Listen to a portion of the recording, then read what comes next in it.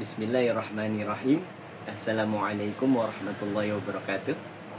Bagaimana kabarnya murid-murid hari ini? Apakah semuanya sehat? Semoga kita semua dilindungi oleh Allah Subhanahu wa taala dan dijaga kesehatannya maupun dijaga dari mara bahaya. Baik,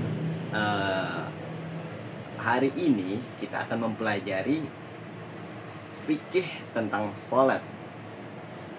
Sebelum kita masuk ke materi, hendaknya kita membaca Bismillahirrahmanirrahim bersama-sama. Ayo kita mulai. Bismillahirrahmanirrahim. Masuk ke materi. Sebelumnya Bapak ingin tanya, apa itu sholat? Jadi sholat itu adalah secara bahasa yaitu doa. Secara istilah, sholat itu adalah segala sesuatu yang tersusun baik ucapan maupun perbuatan, seperti firman Allah Subhanahu wa taala di dalam Al-Qur'an surat Al-Ankabut ayat 45 yang berbunyi wa aqimus salata innas salata tanha 'anil fahsya'i wal munkar. Jadi artinya sesungguhnya dirikanlah sholat. Sesungguhnya sholat itu mencegah dari perbuatan keji dan mungkar. Adapun syarat-syarat wajib sholat, yaitu pertama tentu harus Islam. Islam itu ialah dengan membaca 2 kalimat syahadat. Setelah kita masuk ke dalam agama Islam, kita tentu harus balik. Syarat dari wajib sholat itu kita harus balik. Balik itu ketika umur kita sudah mencapai dewasa atau sekitar 15 tahun sampai selanjutnya. Dan yang ketiga yaitu berakal. Orang yang tidak berakal tidak diwajibkan untuk sholat, karena sholat itu tentu kita harus berakal, karena kita sedang berhadapan langsung atau bersujud kepada Sang Maha Kuasa dengan sebagai hamba. Yang terakhir, syarat dari wajib sholat yaitu suci dari haid atau nifas. Baik, ini untuk perempuan.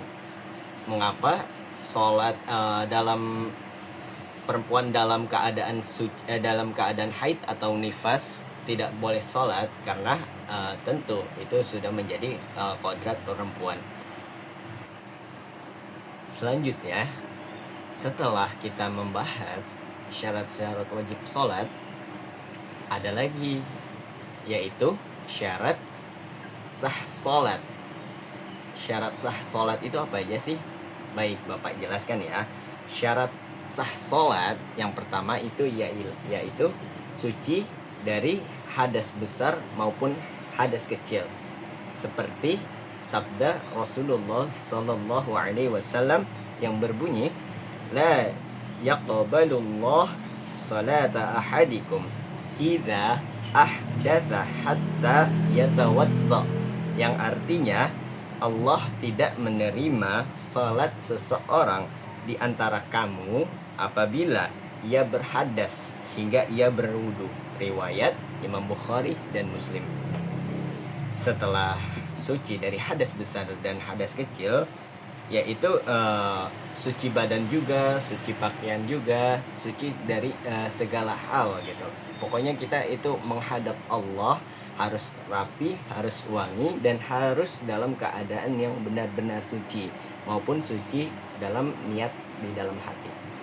Baik, ya, yang selanjutnya yaitu menutup aurat.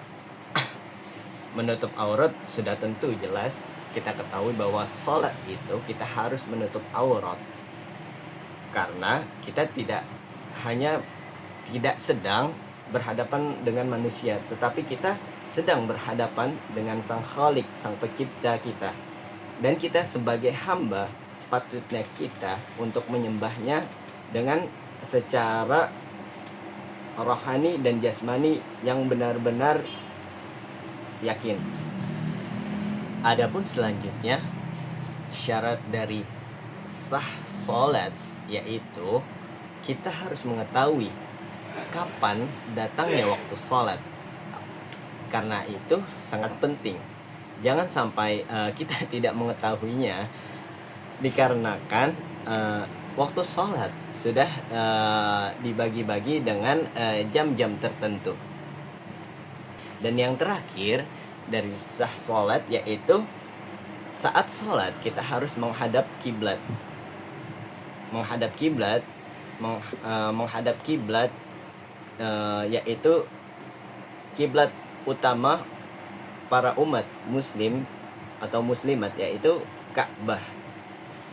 Baik, mungkin cukup sampai sini saja pembelajaran fikih sholat pada hari ini. Adapun jika murid-murid ada yang masih bingung, bisa tanyakan langsung kepada Bapak di lain waktu. Bapak siap untuk menjawabnya lain waktu. Terima kasih. Kita lanjut pertemuan fikih selanjutnya di hari esok. Wassalamualaikum warahmatullahi wabarakatuh.